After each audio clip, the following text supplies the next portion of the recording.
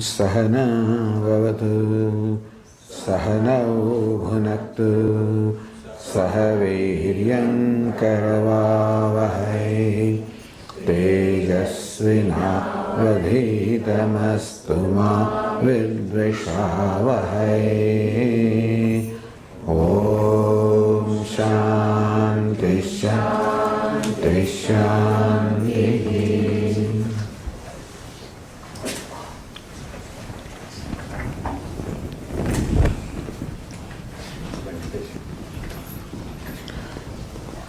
So Lord Krishna explained how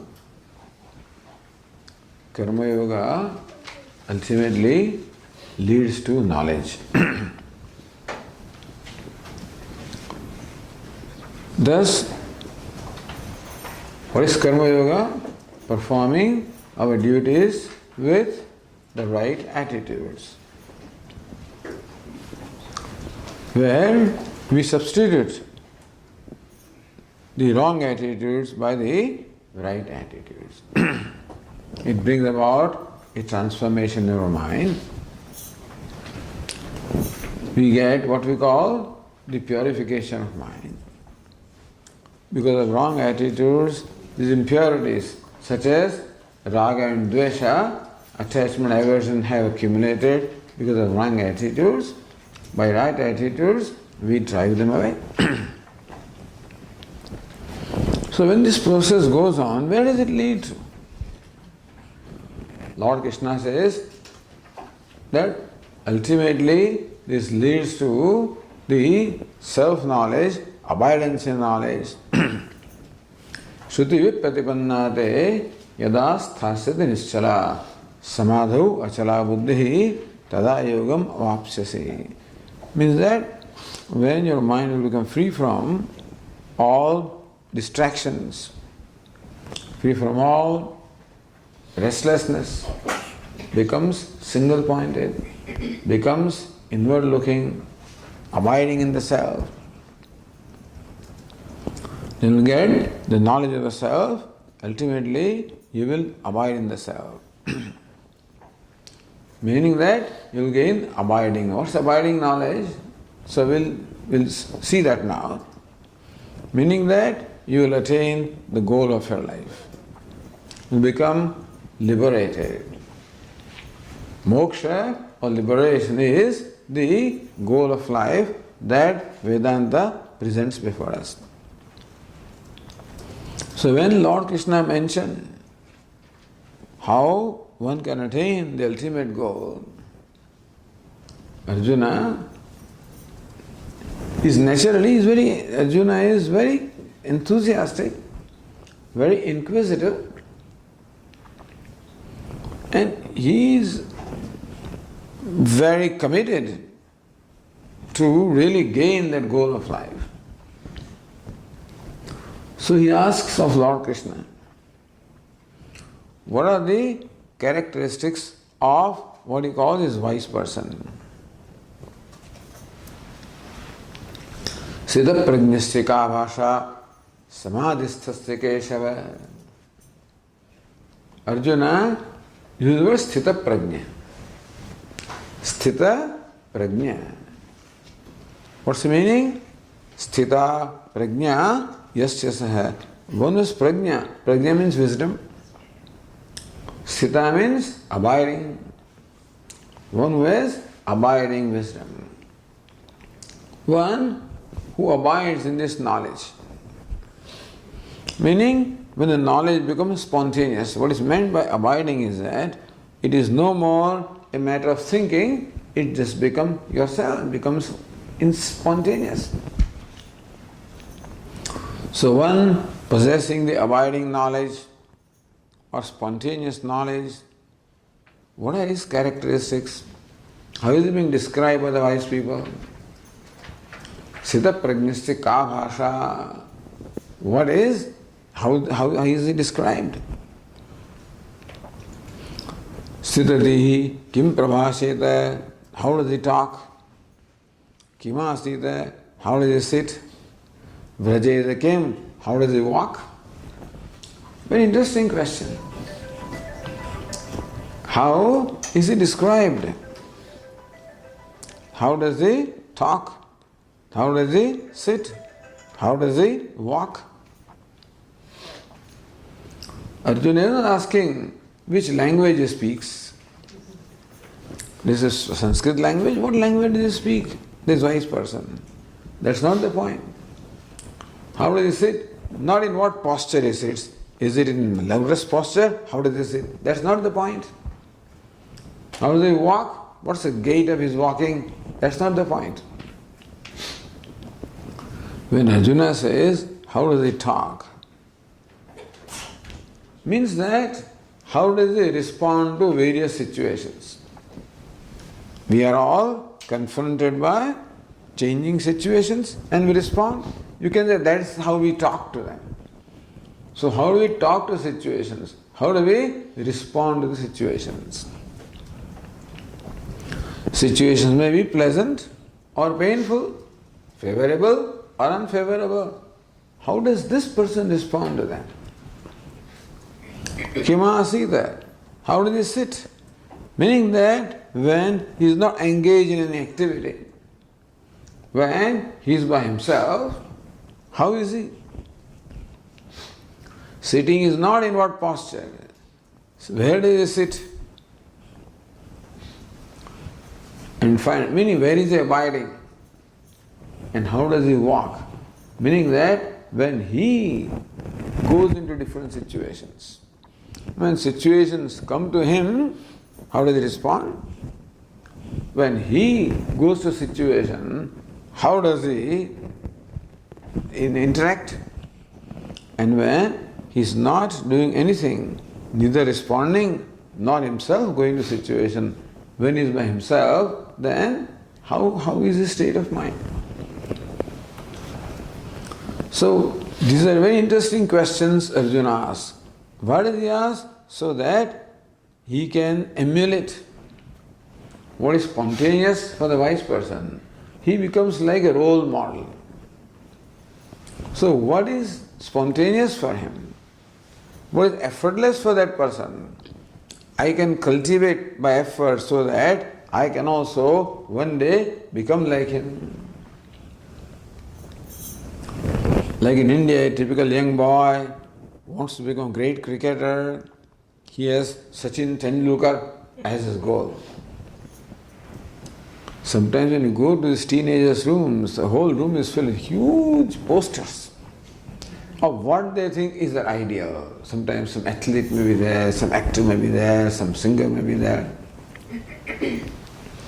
So this boy has all posters of Sachin Tendulkar, different poses. So when he looks at it and he also tries to hold the bat that way, he emulates him. He tries to copy him.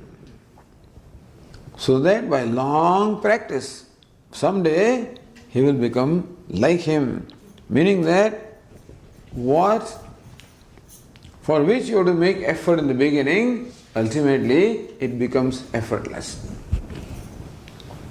So when you want to cultivate a habit, you do it repeatedly. When you repeatedly do something, it becomes a habit. So here also, how does he behave? What is the state of his mind? How does he respond? So I may also respond that way. And in course of time, I will also become like him. So this shows where Arjuna is coming from. He is not just a disinterested or a passive listener. He is not listening to Lord Krishna as an intellectual exploration or an academic exercise. He really wants to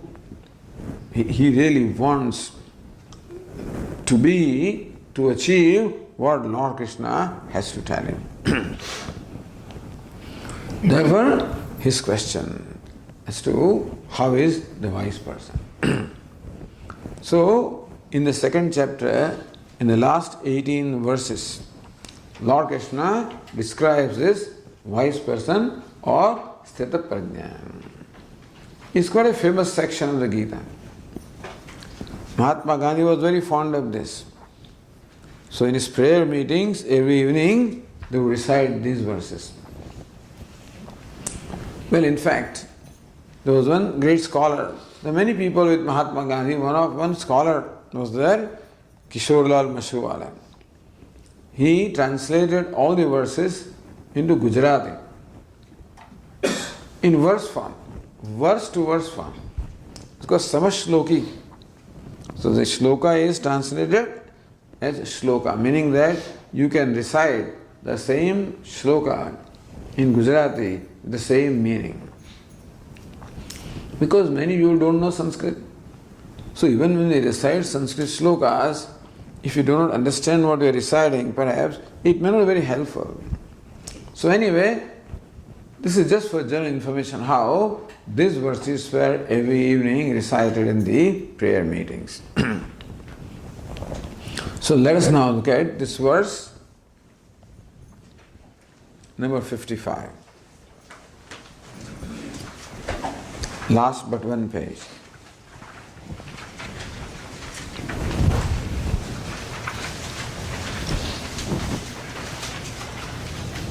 Lord Krishna replies to Arjuna.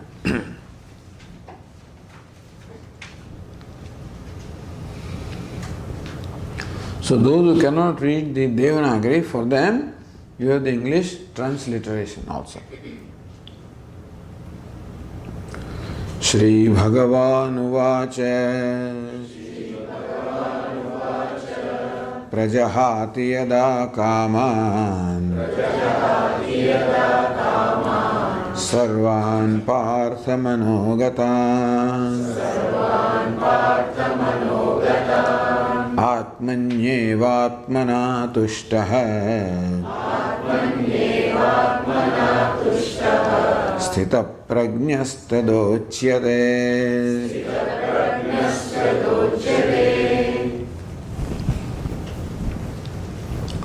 The last words are Sthita Prajna Tada Uchyate.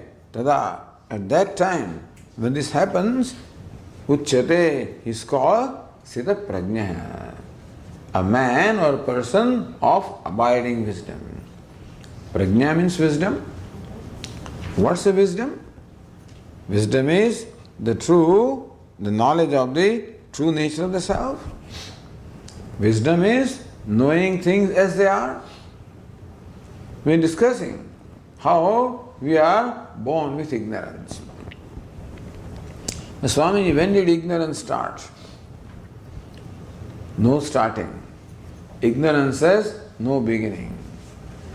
Meaning, since when is this happening, Swamiji? Since when am I ignorant? You say that you are Brahman in reality, and Brahman is ignorant, and Brahman takes himself to be a jiva or an ego or individual self. But then, before he was ignorant, what about him? There was no such thing as before. Meaning that ignorance has no beginning. This is how it has always been. Meaning that we are always born ignorant. So the question was, my God forgot his nature, became ignorant, and now is to work all over again. No, he did not forget. He was always ignorant. And therefore, he has to shed ignorance from this life. You see, sometimes these things are quite frustrating. Why ignorance, Swamiji? Why should all these things be there in the first place? What if the ignorance was not there, So these questions can arise. Why did God create this world? These questions arise. Because when we have difficulty in our life, very often, then these questions arise particularly. But there are no answers to the question why. Why has He created? No answer. Why are we ignorant? No answer. This is what it is.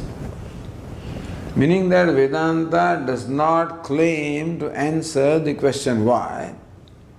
Vedanta addresses what? What is it? Vedanta addresses the nature of realities. What is the reality about myself? What's the reality about the world? What's the reality of God? And how are we related to each other? That's the basic subject matter of Vedanta. Just like science also wants to know what? What's the reality? Because when you know things as they are, then there's no problem in life. All problems get resolved when you know what your true nature is. And that happens to be the true nature of the world. That happens to be the true nature of God, meaning that only one truth. As Vedanta explains, one truth.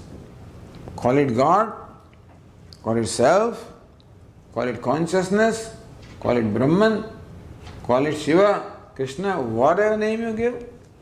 One truth, one reality. Alone manifests as the self. That alone manifests as this Jagat universe. That alone manifests as Ishvara. Jiva, Jagat and Ishvara. The individual, the world and creator. All these three are the manifestations of only one reality. Like one actor having assumed three kinds of costumes. So when that actor, when that God assumes the costume of an individual, he is called Jiva or ego or individual self. When he assumes the costume of all these cosmic name and form, he is called Jagat. When he assumes the costume of creator worship, Maya, he is called Ishvara. What it is just one reality, one truth. So Upanishad says, Sarvam Khalvidam Brahma. All this is nothing but Brahman.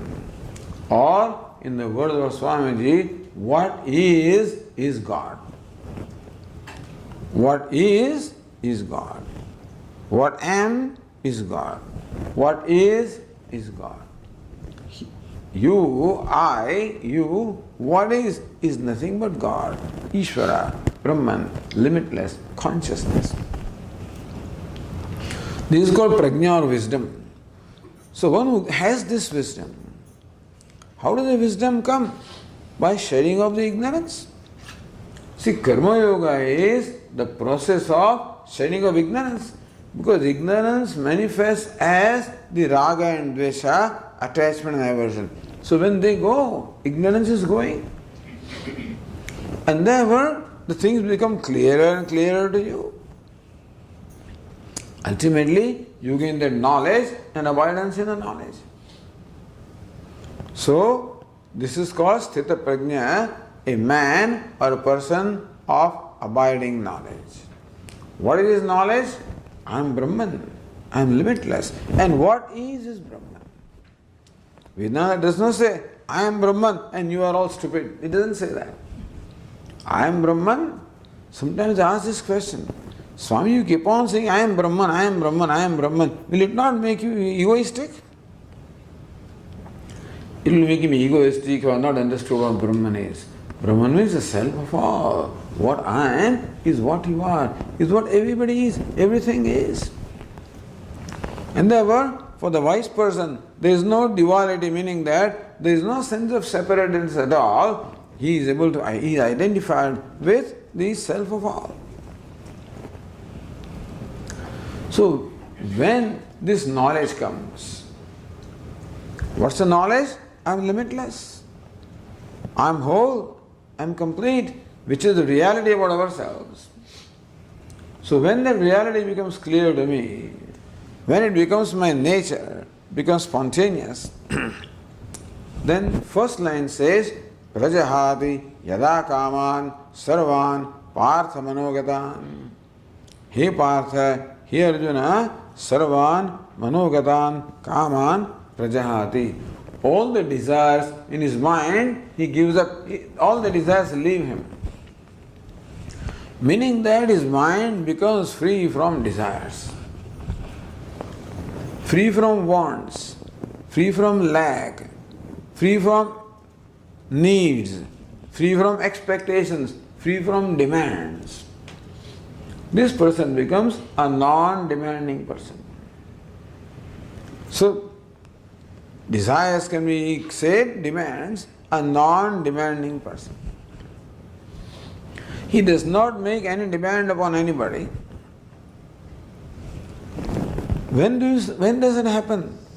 When do I not make demand upon somebody, when I'm happy with that somebody? When I'm happy with you, I have no demands of you. When I'm happy with you, I accept you as you are, and that there is no demand. When I make a demand upon you, it means that I do not accept you as you are. When I say, don't sit like that means I'm not happy with the way you're sitting. Don't talk like that. It means I'm not happy with the way you're talking. Don't dress like that. Don't behave like that. Or do this, do that. Meaning, unless you do this, I'm not happy with you. So thus, you will, if we really make note, we'll find that constantly we are making demands. Sometimes express demands, sometimes not express. But usually, we always have something to say about everything. And we find everything not quite what we want it to be. So basically, most of the relations, all relationships also involve demand from each other. Husband makes demands upon wife, wife makes demands upon husband, parents make demands upon children, children upon parents, friend upon friend. Everybody makes demand upon everybody else. You call it demand, call it expectation. Swami, expectation is natural. There are expectations, yes. So expectation, call it demand, call it desire. It shows what? My dissatisfaction. So all expectations or demands arise from a dissatisfaction. When I'm not satisfied with you, when I'm not satisfied with situation, when I'm not satisfied with the place, then I want to change the place. Not satisfied with time, I want to change the time. Not satisfied with the person, I want to change the person. I want a person to change. So basically, we want the whole world to change. For what? To make me happy. My basic demand is that everybody around me should rearrange themselves, reorganize themselves, change themselves so that I am comfortable. No, Swamiji, just our husbands. Once a husband becomes completely agreeable to you, then you look at your children. And if they are agreeable to you, you look at your friends.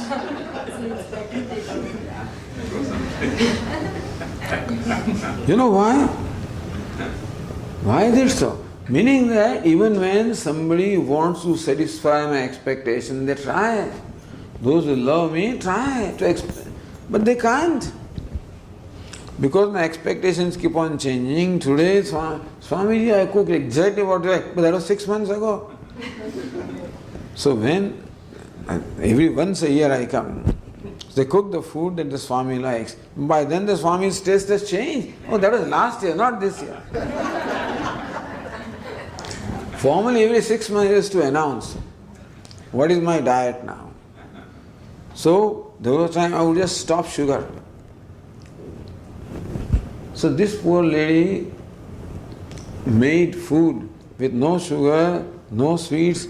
In fact, somebody made even also sweet like kheer, without sugar. Because she wanted to feed kheer to Swamiji, payasam, no sugar. I said, that was last year, now I'm eating sugar,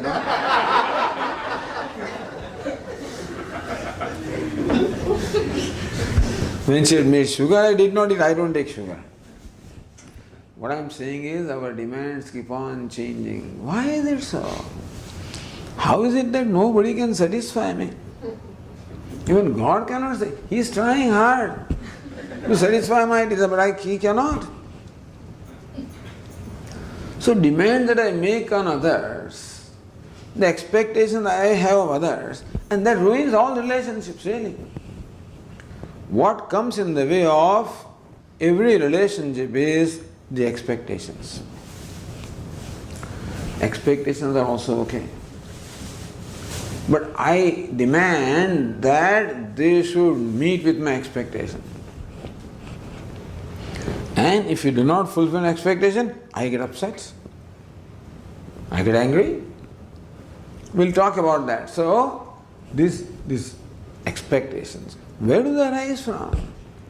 Basically, these expectations I have of all of you arise from the expectation I have of myself.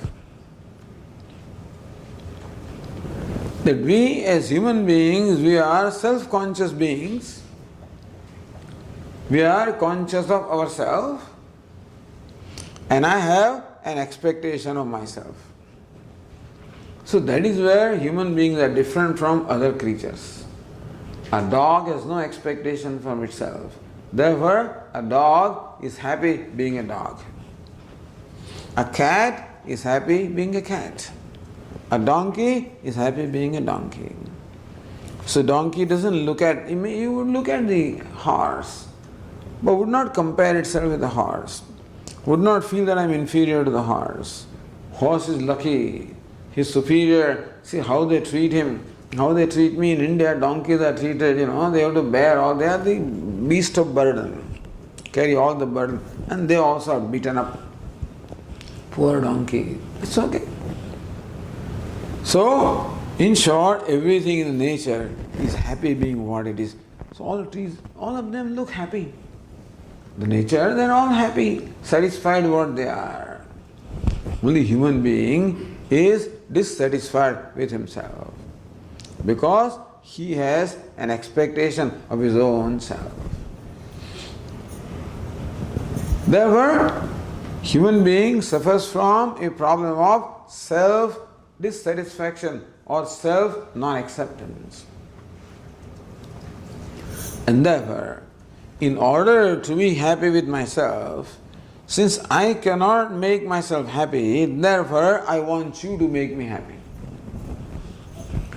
Therefore, basically all my expectations or demands or desires are that you make me happy. Happy I want to be. I cannot make myself happy. Therefore, I want you to make me happy. So behind all the demands or expectation is this desire that please love me. Please make me happy. Instead of using this word, I say sit down. Don't talk. Come home before 8:30. Don't call that fellow. Don't get married to him. You should take a... So when I say do this and don't do this, behind all of them, one simple desire. Please, when you do what I want you to do, then I think that you love me. I think, that you respect me, you love me. Then I feel lovable. Since you love me, I must be all right, and therefore I feel good about myself. To make me feel good about myself, I make demand upon you that you behave in such a manner that I feel good about myself. You see? So who are the people whom I like? Those people who make me feel good about myself. Swami, you are so wonderful. Thank you. I like it. Oh, you spoke so well. Nice. Oh, what to talk of your scholarship. Nice. You write very well, Swamiji. I enjoy your books. Nice. So when they do this, I like those people because they make me feel good about myself. I'm all right. On the other hand, Swamiji, what are you talking? How can this be? I think it's terrible that day. I don't like that. I don't like criticism. I don't like somebody finding fault with me. Basically because I look upon that as self-rejection. So when you reject me, I feel that I am rejectable, and then I reject myself. I feel miserable.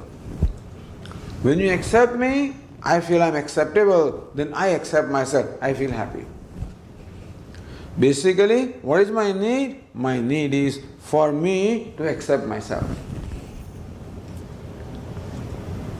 And for that, I go around this way. Instead of going straight to accept myself, I go around and I want the world to accept me because I am not able to accept myself. This is the first product of ignorance.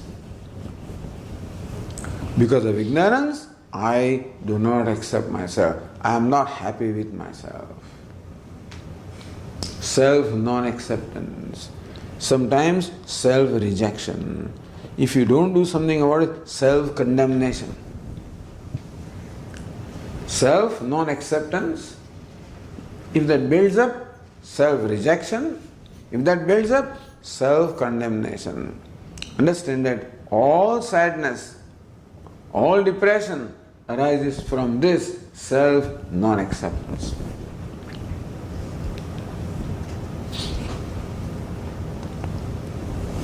But then what do you want, Swamiji, from yourself? I want that I should be a whole and complete being. I should always be right. I should be perfect. I should never be imperfect. In all, I should win all arguments. I should always win all debates. I should always win all sports, all events I should win.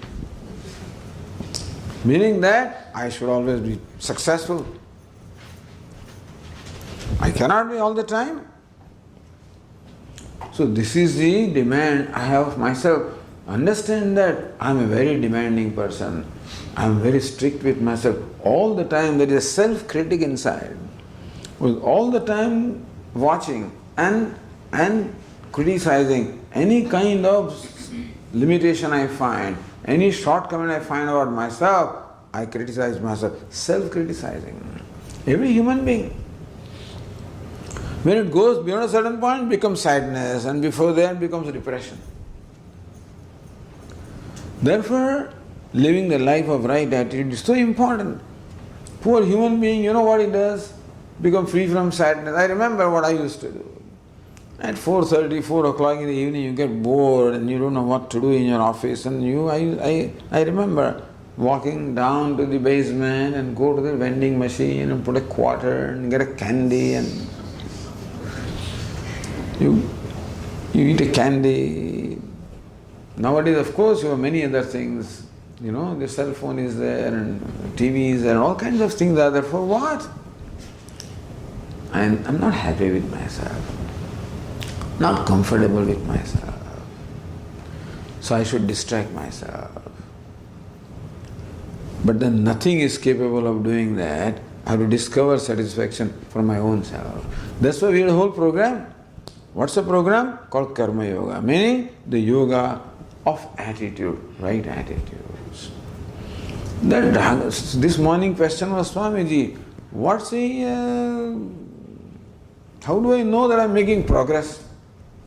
My answer was, the extent to which you are happy with yourself, to that extent you have made progress. To the extent that you are self-accepting, comfortable with yourself, to that extent you made progress. So what's ultimate progress? When a person is completely comfortable with himself, completely satisfied with himself. So the second line says, Atmaneva Atmana Tushtaha. So this wise person is described as one Tushtaha. Tushta means santushta, completely satisfied. With whom? Atmani, within himself. He is satisfied within himself. But Swamini, we also get satisfied. When I eat ice cream, I am satisfied with myself. When I watch a movie, I am satisfied within myself. We also get some satisfaction now and then, but usually satisfaction comes from something else. So what is here? Atmana tushta. He is satisfied in himself by himself. Meaning that for satisfaction he does not require anything other than himself. Understand this. For satisfaction, for being happy, for being comfortable, he does not require anybody or anything other than himself. Meaning that he finds himself to be totally satisfactory. He finds himself to be totally acceptable. And that is the nature of the self. By nature, in reality, we are acceptable. Satisfaction is our nature. Happiness is our nature. Wholeness, completeness is our nature, which nature has been buried under this ignorance or the form of the raga, dveshas, etc. So because of these likes and dislikes, Because of this kama, krodha, lobha, we are not able to experience our true nature and therefore constant dissatisfaction with myself. So when you undertake that process that we discussed in last 2 days, right attitudes, what it does, it removes all the problems created by wrong attitudes. Problems what? Raga and dvesha, attachment and aversion, which were depriving me of experiencing my own self. As they slowly are given up, I progressively discover more and more satisfaction in myself, more and more comfort with myself. I find myself more and more happy with myself. Ultimately, where does it lead to? When I am completely happy with myself. And the beauty is that when I am happy with myself, I am automatically happy with you. That's the thing also.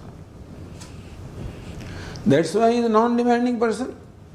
He is happy with himself, therefore happy with others. Why? Because no demands on himself, so no demands on anybody. He accepts himself as is, therefore he accepts everything as it is. He is happy with himself as is, therefore happy with everything and everybody as it is. Therefore he is satisfied inside and outside. That is why he doesn't need anybody now to make him happy, because he has discovered happiness with himself. And as that need goes away, his demands go away, expectations go away, desires go away. Prajahati yada kaman sarvan partha manogatan. He partha, when all the desires, all expectations, all wants, all layak, all the demands which are in the mind, when they go away, although the word is prajahati, when he gives them up, when you give up the desires, the translation is when the person gives up all the desires. But one thing is, you cannot give up the desire. Otherwise, who will not give up the desire? Cannot give up desire. Give up all the anger, you cannot give up anger. Give up greed, cannot give up greed. We cannot give them up. What has to happen? They have to leave us. I can put a sign in front of my house, thieves have no entrance. But then he is not going to respect that sign. I said desire go away, would not go away. Anger go away, does not go away. As long as there is some cause of desire within me, so long desire will keep on coming. The cause goes, then the effect goes. So I tell this story to explain the cause and effect relationship. Then I was growing up, in a town in India. My father was fond of reading newspaper every morning, so subscribe the newspaper. Tea time, so mother prepares the tea, everybody sits around, he has tea and reads his newspaper. Our neighbor also liked to read newspaper. So what he would do? He would come to our house and take his seat just before the tea is ready. Before anybody comes, he grabs the newspaper and starts reading it. And now my father doesn't get newspaper, we don't get to read the newspaper until he finishes. So we requested him, Mr. So-and-so, please, don't come in the morning, we will send newspaper at your place. You read it. But no, he want to read it first. Every morning we had an uninvited guest, so you have to make tea for him, he'll be there, it's a nuisance. What do? He keeps on coming every morning. One day, when he came in the morning, no newspaper. He looked for newspaper, did not find, was disappointed, left. Second day came, no newspaper. Disappointed, left. Third day, no newspaper. Then he said, what happened to newspaper? We have discontinued newspaper. Stops coming. So, when the cause goes, the effect goes. We cannot tell him don't come, he'll come. As long as there is a reason for him to come, he'll come. So you can't say desire don't come, comes every day. As long as desires find something that it wants in me, so long desire keeps on coming. You follow? So you cannot give up desire, desire has to give you up. When the cause for desire goes away, then the desire goes away. Prajahati. Jahati means gives up. Prajahati, prakarshena jahati. Very well gives up. He gives up in such a manner that desire does not come back again. He gives up the cause of desire. What's the cause of desire? Why do desires arise in my mind? Why do expectations, demands, why do they arise in my mind? As I said, because I am not feeling good about myself. I am not happy with myself. I am not comfortable with myself. I am not accepting of myself. How come? Because I do not know what my true nature is. I have a wrong perception of myself, a wrong opinion of myself. What's my opinion? That I am a limited being. I am a lacking, wanting being. That's my perception of myself. Why? Because of ignorance. So ignorance of the self creates this distorted perception of myself that I am a lacking, wanting, inadequate person. I am inadequate. I am lacking. I am wanting. And I cannot accept that. I find myself inadequate, lacking, wanting, and I cannot accept that. Therefore, I do not accept myself. And regardless of what I do, that lack or want will not go. I told you earlier, when our Pujya Swamiji first came to the United States in 1976, we were the brahmacharis, students studying there in the ashram. So he came, we didn't like it because our classes were, but anyway, he had to come. After he returned to India, we asked him a question, Swamiji, what difference did you find between people in India and people in United States? Swamiji says, in India, people are uncomfortably miserable. In United States, they are comfortably miserable.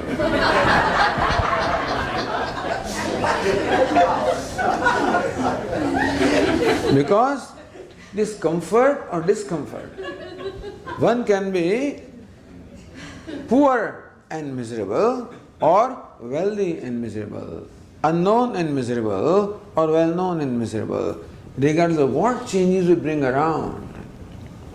Because the cause of misery is within myself, not without. So whatever I do without.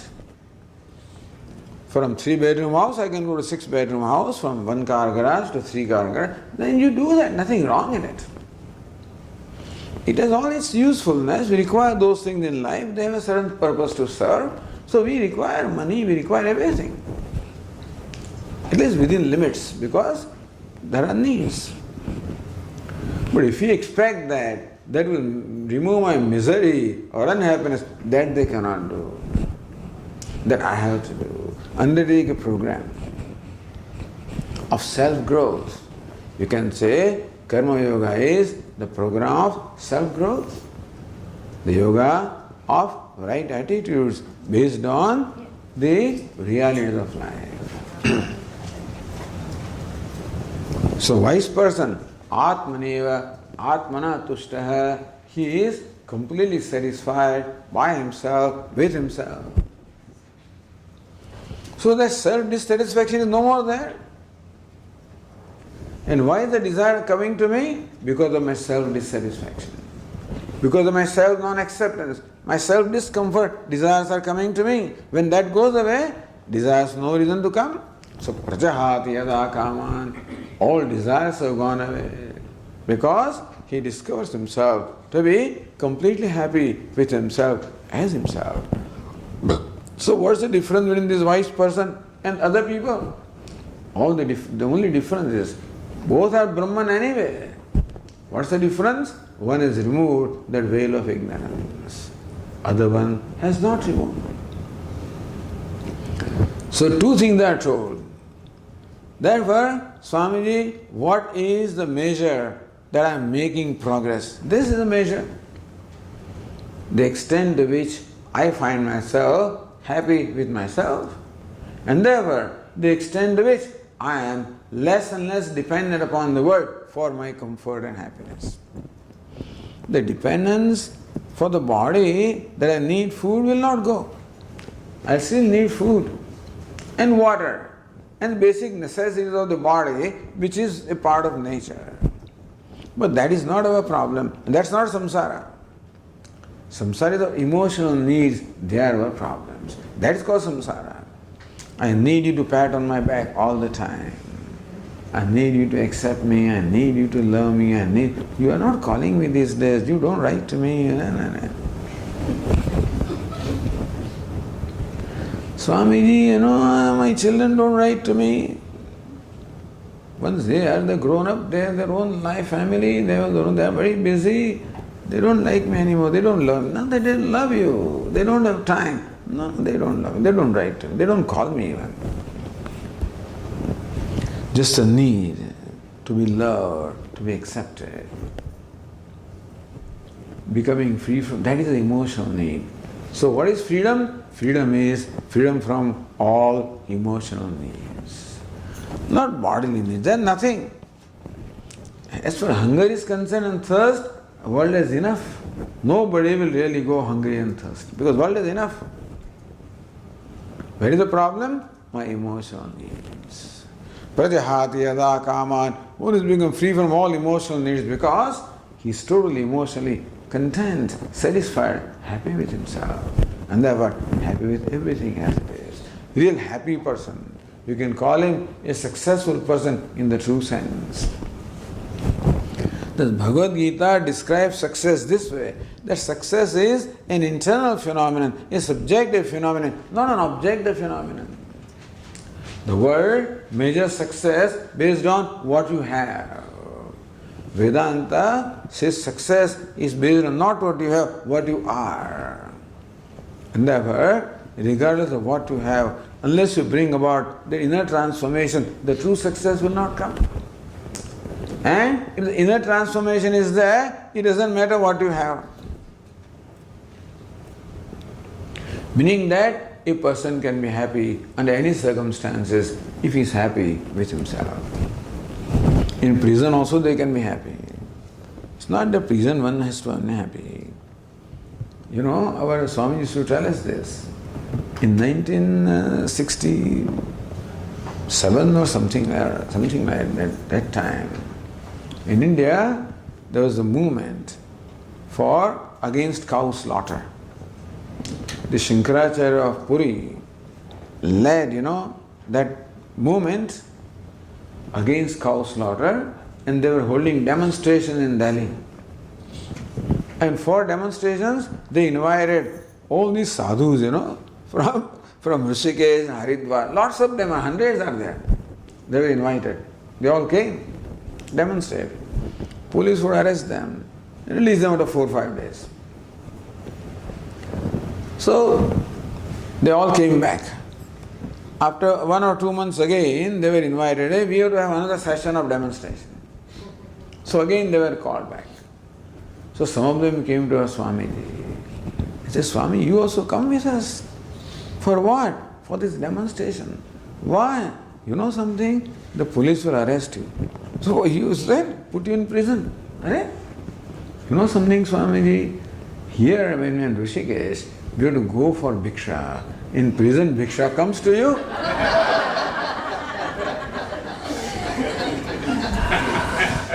He's happy. Doesn't matter he's in prison, So there is no rule that a given place means unhappiness, a given time means unhappiness or bondage. No rule at all. It's all inside. That's why it is said, Mana eva manushyanam karanam bandha mokshayoho. The mind is the cause of the bondage. Mind is the cause of liberation. Very important teaching of Vedanta as to what we should have been doing, we should be doing. While we are busy with our life, with our professions, and doing what we need to do in the world. Simultaneously, not after we retire, simultaneously. We undertake this program. So, Prakash Babu was saying, Swamiji, everybody thinks that Gita is to be only studied after retirement. Then what will you do after retirement? Gita teaches us self-transformation. And that requires certain intellectual stamina. Certain emotional stamina is required. To understand Gita requires intellectual stamina. And to change yourself requires that emotional stamina. By the time I am old, and then you are talking about Gita, half the time I am dozing off. It's going above, it's going below, it's going sideways. What are we going to do? So it's not a pastime that you go and listen to lectures. So there is one great speaker in India, Murari Bapu, you must have heard his name. Great Kathakar of Ramayana. Hundreds of thousands of people listen to him. Somebody told you, said, Bapu, a lot of people are just sleeping in your Katha. That's good, he says. They don't get sleep at home. At least they get sleep here.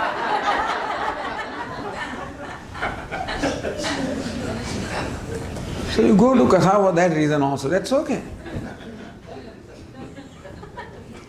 But all of this is meant for helping us how to live life. So, Bhagavad Gita or Upanishads, all of these in fact teach us how to live life. And you can't study it after you already lived your life. So from day one, wherever we are, Swami, it's too late, it's never too late. From the day one, we have to initiate this program of bringing about a self-transformation by deliberately adopting the right attitudes, which will neutralize wrong attitudes. Wrong attitudes create unhappiness. Right attitude removes unhappiness and manifests happiness. So here is the description of a person who is successful in the true sense of the word. Because he is independent. What is success? Freedom is success. Independent success is not so. What is bondage success? Or dependent success? Our Swamiji says, what is progress? Progress is converting luxuries into necessities. One definition of what is progress? Converting luxuries into necessities. See, perhaps cell phone when it first came, I don't know how many years ago, 20 years ago? I don't remember. Huh? About 20 years. Yeah. It was a luxury. It was a luxury. Today, it's a necessity. I can't do without it. Formerly, the telephones, they were only just landline, that's all you had. Then they started with car telephones. Before that, your telephone stations, booths were there, and you had to get down to make telephone calls. And then when we came to the United States many years ago, it would take 1 hour to get a phone call to India. You had to register it and book it and do all kinds of things. It was okay. But now, with the cell telephone, he calls. He calls his wife, whatever he tells her to call. Now we have landed. Now we are leaving the airport. We are taking this exit. We are in the driveway. Because your cell phone, you make 6 calls, from that point to this point, as though otherwise you will not come home. But now, I don't understand, how could I live without the cell phone? I cannot live. Regardless of how many times you write, no cell phone inside, please switch on. You'll always find some cell phones ringing, these, that. It will happen. You can't do it. It's part and parcel. Nothing wrong with any technology, understand? So you're old fashioned. No. Technology is great. It empowers us. What is the problem? Problem is, Swamiji, technology, whatever benefits that much harm it does. So people say. Technology doesn't do any harm. It's our stupidity that harms, not technology. You become, we don't have to become dependent, you use it. Using thing is one thing, becoming dependent, that's called raga dvesha. Now it has the attachment. When I cannot do without it, that's called attachment. That's called dependence. That's called bondage. So whereas 30 years ago, I had few things that I did not, I could not do without. Today, all sorts of things are required. I cannot do without them. So please tell me, have I become more free, independent, or have I become dependent? In fact, what is progress? We are only spreading the scope of our dependence. That's what it is. There was no air conditioning in the car, though, it was a luxury. In the 70s, AC, it was luxury. When I returned after 20 years or so, there was no car without AC. It just became necessity. No AC in the houses. Now you can't do without it. Not that you should not have AC. Not that you should not have this facility. It is that we cannot do without them. It's too muggy. It's too this. Keep on complaining and complaining. 40 years ago, it was always muggy.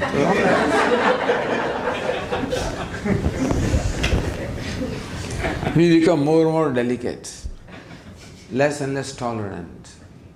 And that's called progress. Nothing wrong in having things. It's a problem that we become dependent upon them. We cannot do without them. We get bound to them. So what is success? Is freedom success? See, understand that it is not this cell phone that binds me. It's not that cell phone that makes me dependent. Swamiji, this cell phone is like that. Cell phone is not like that. It is I who becomes dependent upon that or who gets bound. We get addicted to the things. In one college in Ahmedabad, that around colleges are always these chai walas and pan walas and this walas and all those stalls are there, shops are there. When there was a recess between the talk classes at about 10:30 in the morning, there was a break. You got all the students going to one shop, chai shop. Everybody goes there. Amazing. After that it was discovered, this chai wala was adding something in tea, which was addicting. People without knowing got addicted. And therefore, a time came when they could not do without the tea. That's exactly what we get addicted. We think only marijuana is addictive. No, everything is addicting. Addiction is not there, it's in my mind. A mind which is unhappy inside, a mind that feels void inside, a mind which is not comfortable with itself, always looking out for distractions, and that's how that outside dependence only shows a dependence or bondage or insufficiency within. So don't blame technology. So technology has done this. Why? Technology doesn't do anything. Technology only empowers us. But it's we, our mind. Which mind? This poor mind, unhappy, dissatisfied mind, that then uses everything as a crutch. So what is spiritual life? What is converting necessities into luxuries. What is called self-growth? Converting necessities into luxury. What is luxury? Luxury is that which you may have or may not have. What is necessity? That which you must have. That's necessity. What is luxury? Is there? Well and good. Not there? Okay. So today we are converting luxury into necessities. So what do we have to do? Converting necessities into luxuries. For this person, everything is luxury. Life is luxury. That he's alive is luxury. That he doesn't need, just he is. What do you need to be happy? This person, what does he need to be happy? That I am. Imagine this. You are happy because you are. Just think about it. You are happy because you are. Not where you are. Today I am happy, not because I am where I am. I am sitting here, then I am happy. Not sitting elsewhere. Not sitting on the floor, I won't be happy. Sitting here, I am happy. Wearing this, I am happy. Etc., etc. No. You are happy because you are. Now please tell me, can anybody take away that happiness? You can take away everything from me, but not the fact that I am. That's my nature. That I am. Asti, bhati, priyam. I am conscious. I love myself. So our Swami says, look, we have a problem with our own self. We don't love ourselves. And so we want the whole world to love us. When I cannot love myself, how can I love others? Here is a person who loves himself. And therefore, he loves everybody. Now this does not happen in one day, understand. This is the culmination of a whole process of self-growth or self-transformation. They undertook that we discussed, in the classes earlier. So this is what we can achieve. So here is a description of what true success is, what true freedom is. Success and freedom is a subjective phenomenon, an internal phenomenon. It is nice to have freedom outside, no doubt. Yes, political freedom, we should rule ourselves, fine, it's all right. But you know what Mahatma Gandhi told us 100 years ago? Why is India, why are they slaves of British? Because they are slaves of themselves. Who can enslave you? A slave alone can be enslaved. Because we are slaves of our own mind, therefore we are vulnerable and they enslave us. Or anybody for that matter. So, when Mahatma Gandhi, he worked for 32 years. He came to India in 1915 or 1914 something, and when the freedom came, 1947. So first year went traveling and things like that. Then he started 32 years. Not only he worked for getting freedom from the British, he worked for getting freedom from inside. He says, we have to free, otherwise we'll only change the skin.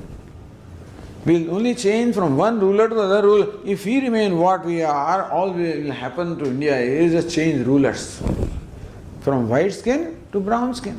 That's exactly what happened. Unless we change from within ourselves. So he worked hard for a spiritual renaissance, understand? His movement was a spiritual movement. His strength was a spiritual strength. So we went to this Lincoln Museum yesterday.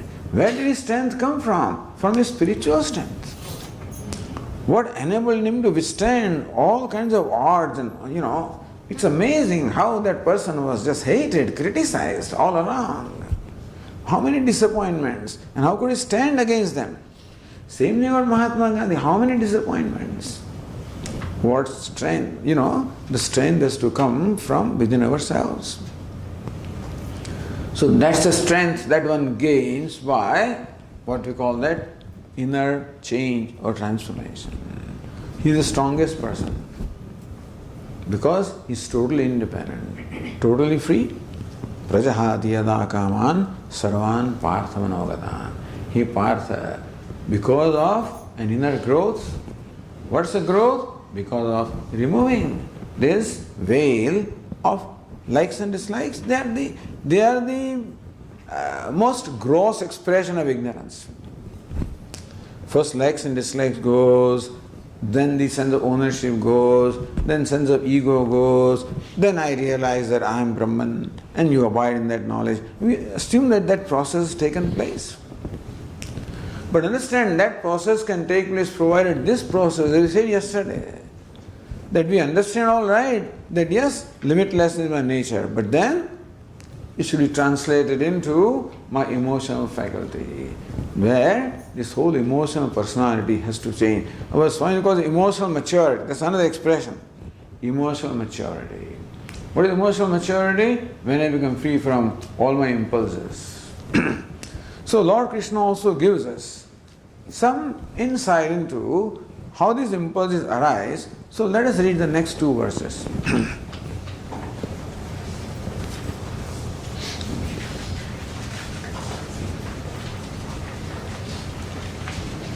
ध्यायतो विषयान् पुंसः संगस्तेषूपजायते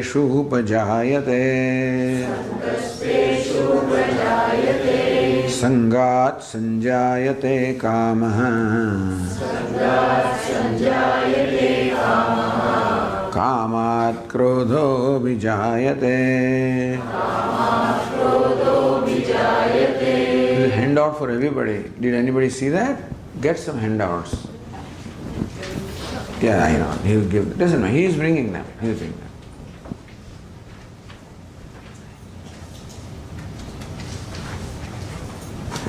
Yeah. On this.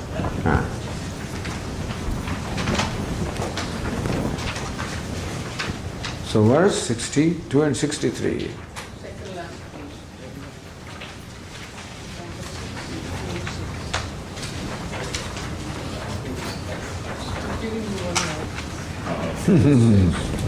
No sharing in this case, you know.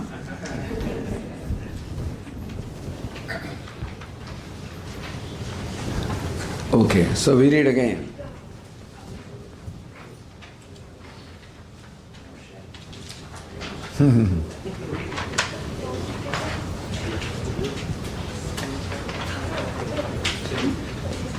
ध्यायतो विषयान् पुंसः संगस्तेषूपजायते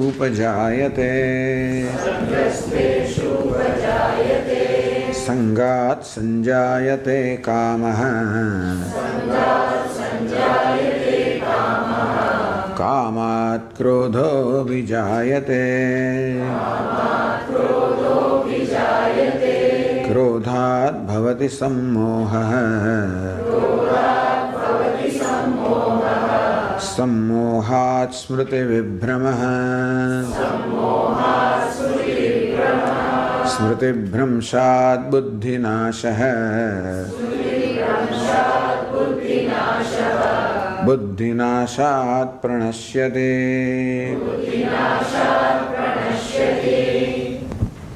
A ladder of fall, you know. The ladder of rising, ladder of falling. So here Lord Krishna describes the anatomy of the fall of the human being.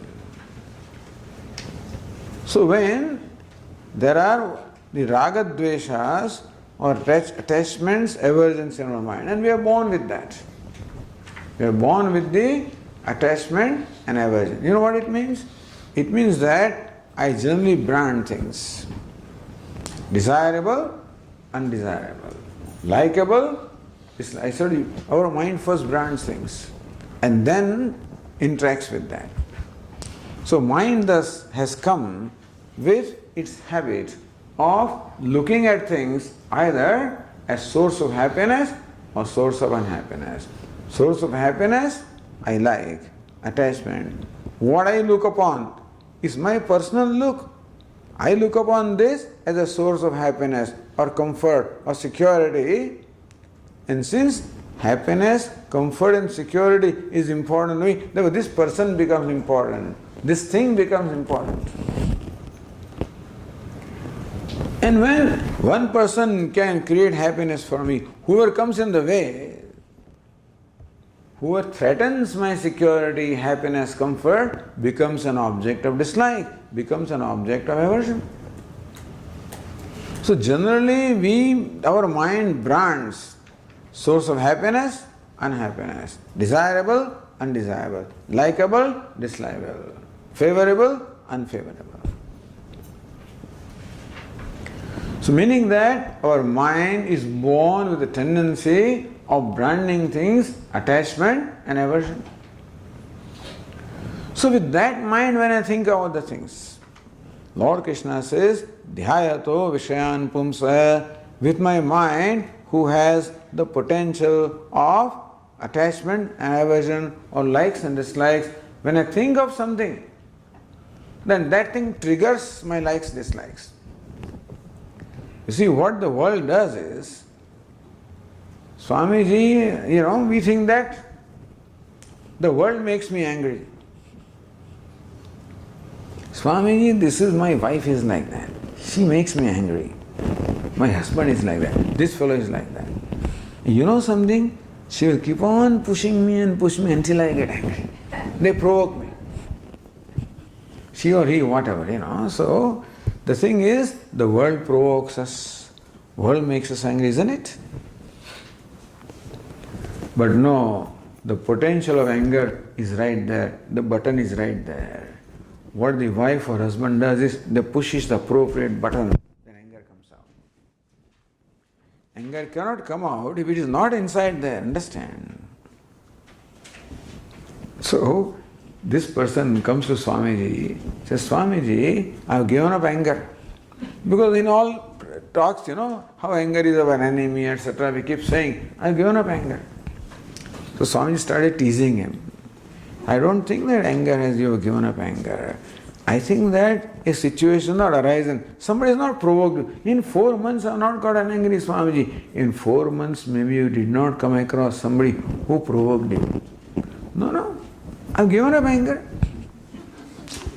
No, I think that a provoking situation is not arisen. Swamiji, I am telling you I have given up anger. I think that nobody becomes more cool. And that fellow, I am telling you, Swamiji. So it's right there. Just needs somebody to push the button, that's all. It's there. So what happens? The world pushes the button. So Lord Krishna says, Dhyayato Vishayan Pumsa. When we dwell upon any object, that object creates in me a reaction. Because my mind will brand the object desirable, undesirable, source of happiness, unhappiness. When a brand is source of happiness, pushes the button. So sangasteshu bhujayate, a liking arises for that. When it comes again and again, one thought does not do, a thought build-up does it. When I think of an object again and again, slowly I think it's good, Swamiji. It's called sangha, a liking arises. Then if you allow that thought to build up, sangat sanjayate kamaha, the like slowly turns into desire. I think I want to have it. If you allow the thought to build up, desire turns into a strong desire, a craving. I must have it. And then, suppose you don't get it, suppose desire is not fulfilled, kamat krodho vijayate, that very desire, that very craving turns into anger.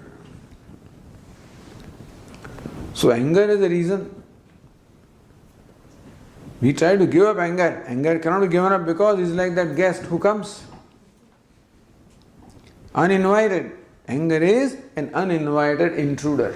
You can't even call him guest. He is a thief, he is an intruder.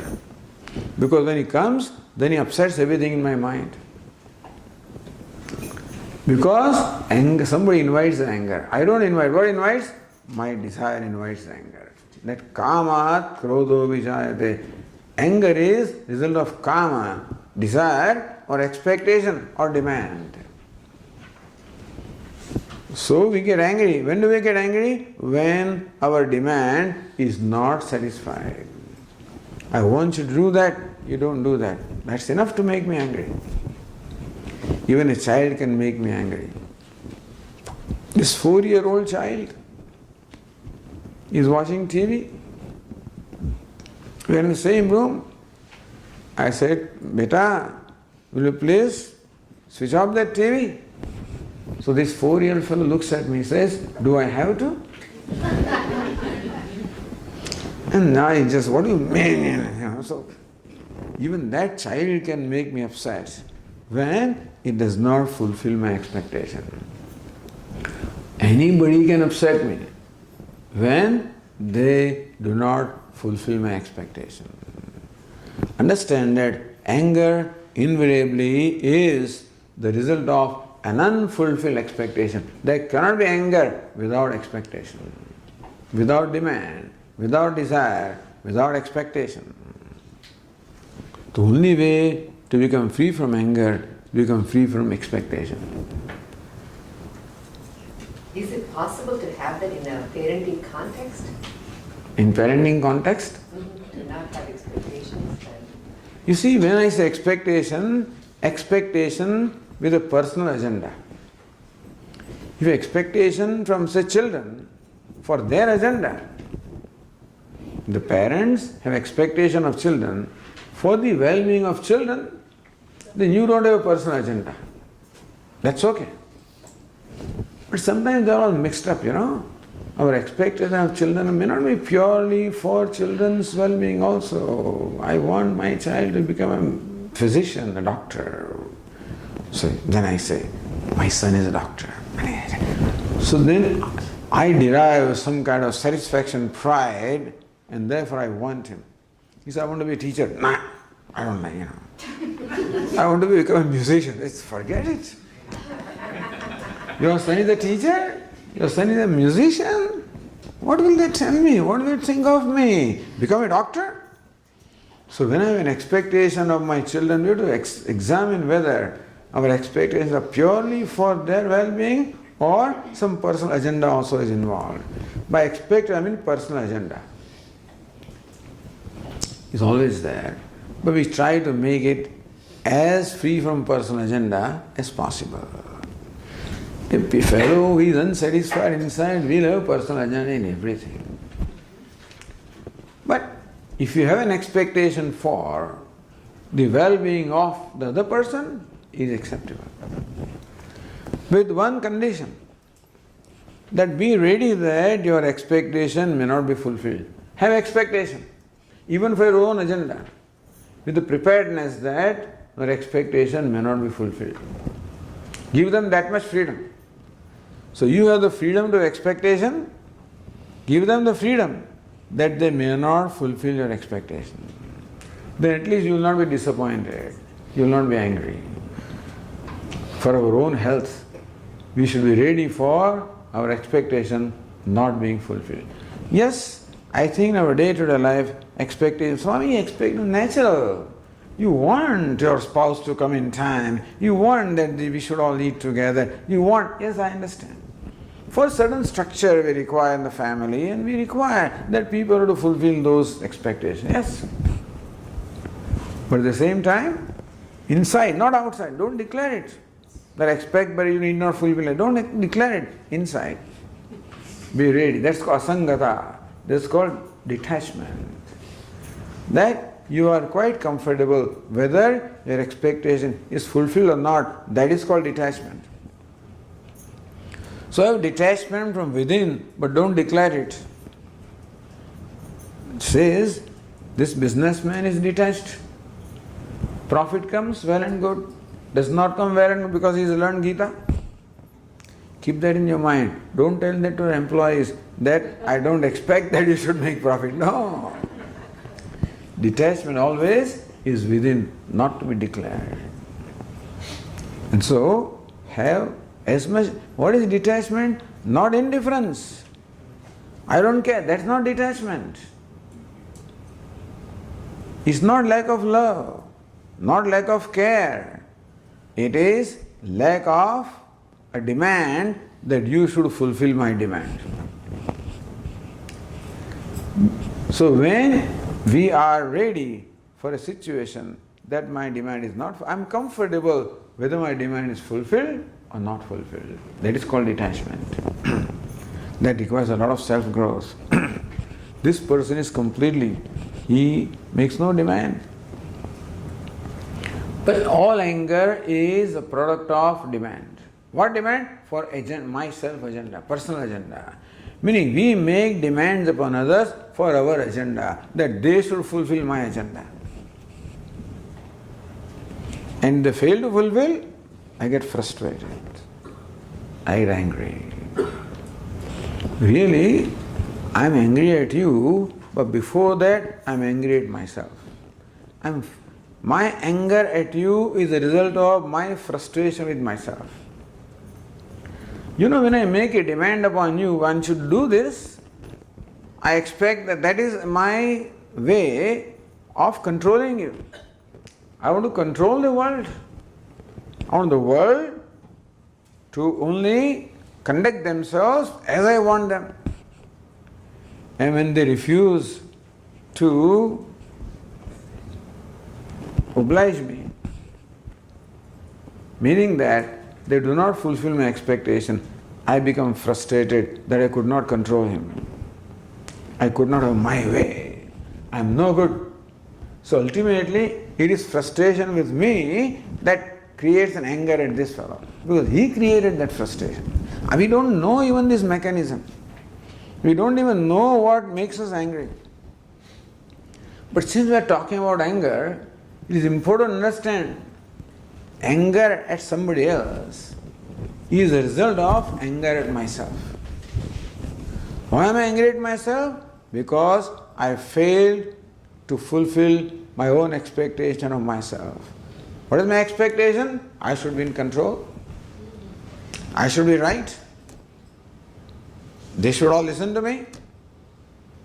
I should be successful. I should be number one.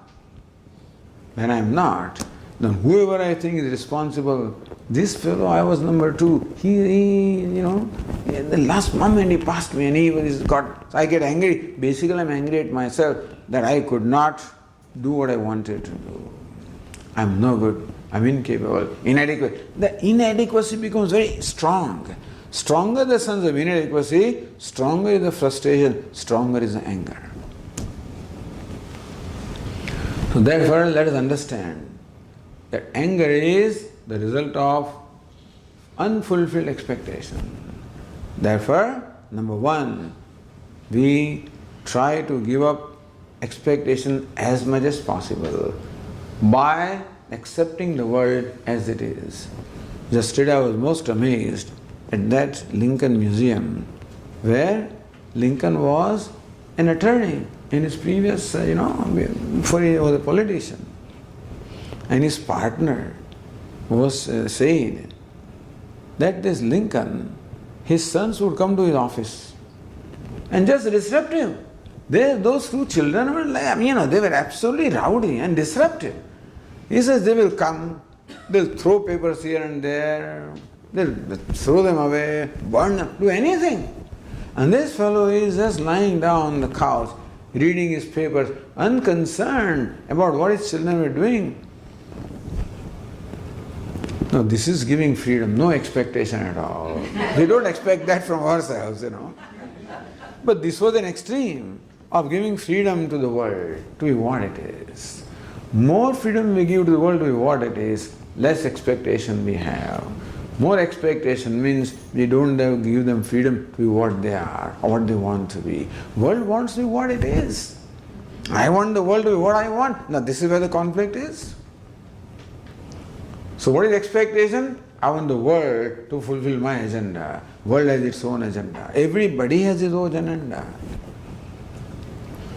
To have the extent to which we give them the freedom.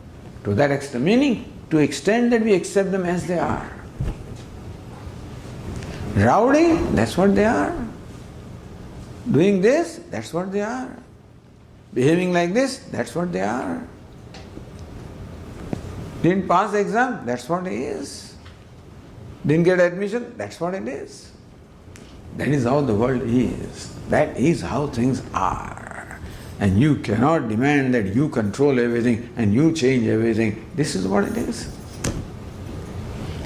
The extent that we can accept things as created by Ishvara, because Ishvara has created. That's how the person is. The way Swamiji talks, that is what it is. That's how Ishvara has made. Not easy. But as I said, The extent to which we can do this, not easy to do. It's easy to talk, I know. Sorry, you don't know. You have escaped from all this stuff. Maybe we have. So are we not supposed to try to change anything around us? You try. But don't demand that when I try, that my efforts will be successful. You try to change what you can. Again, karma pala. But as I said, that just because I am trying to change, that they should change, that as long as if you don't have that expectation, if you are willing to accept that, then try to change what you can. Yes, try to change. But everything has its own agenda. And so it may not change.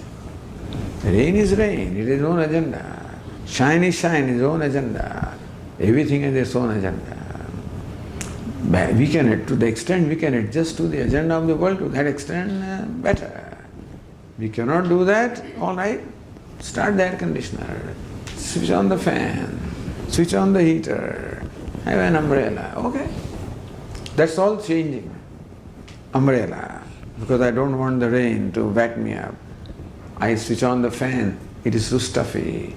Air conditioner, try to do that. These are all efforts to change, that's all it is. You can do that. If air conditioner cooperates with you, fine. If it doesn't cooperate with you, okay. Air conditioner is a machine, it will cooperate with you. But people are not machines. They cannot be programmed. That's why people are very comfortable with their pets, because they do exactly what you want them to do. You train your dog, you throw the ball, he runs, brings the ball back. Throw this way, runs and bring the ball. Ask a 4-year-old child. What?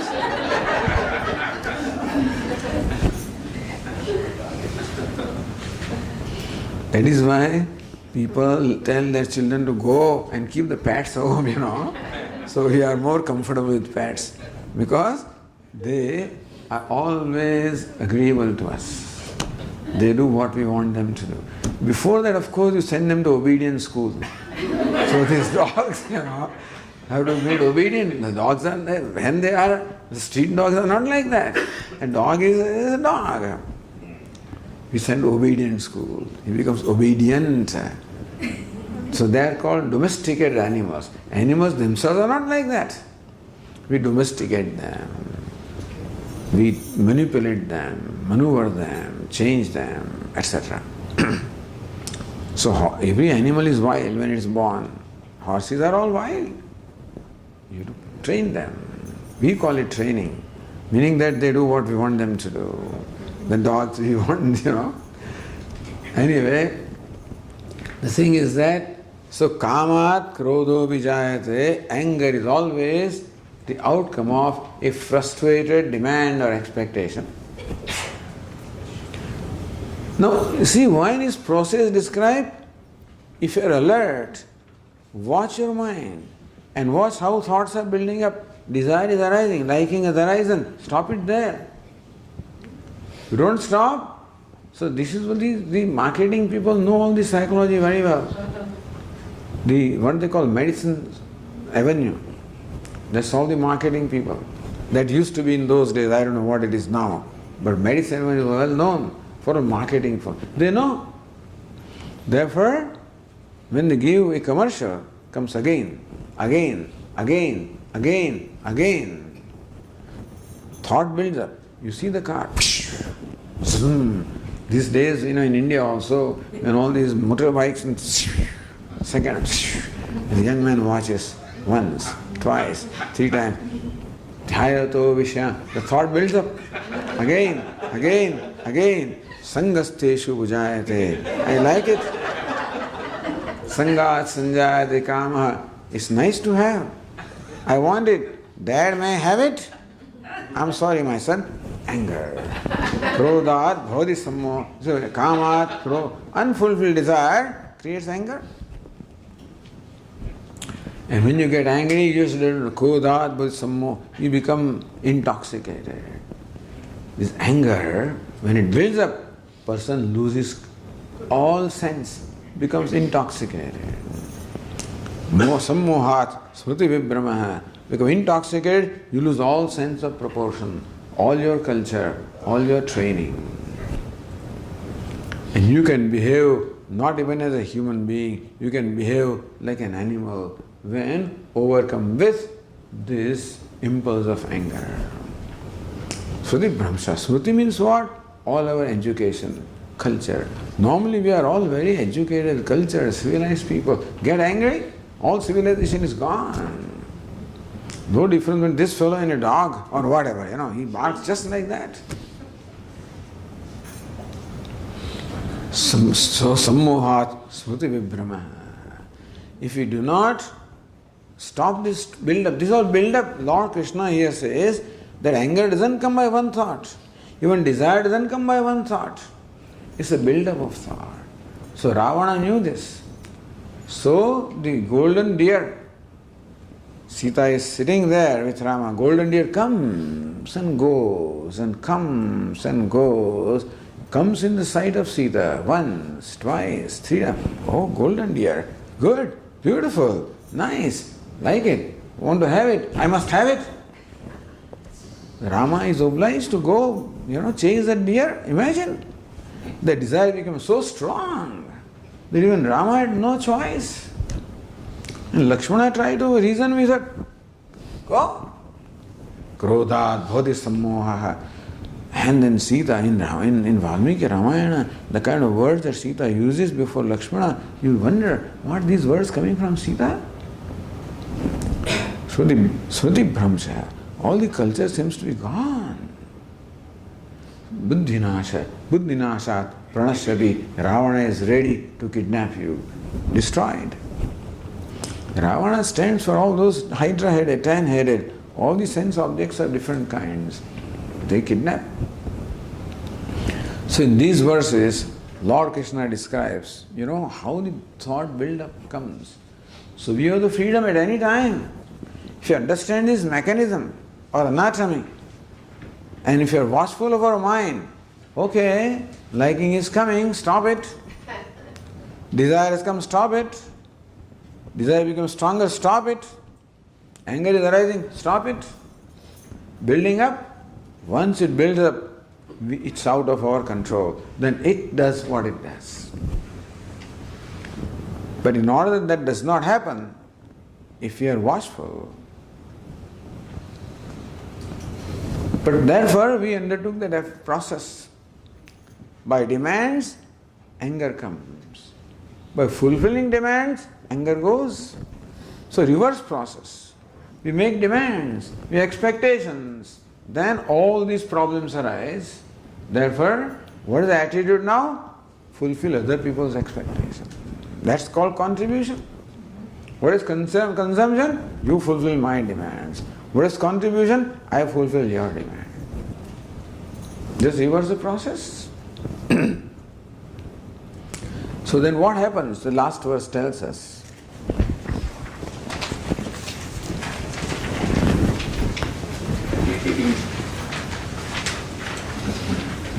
Vihaya kaman yas sarvan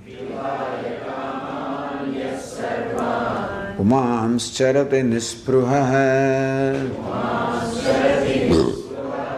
Nirmamo nirahankara Sashantim adhigacchati.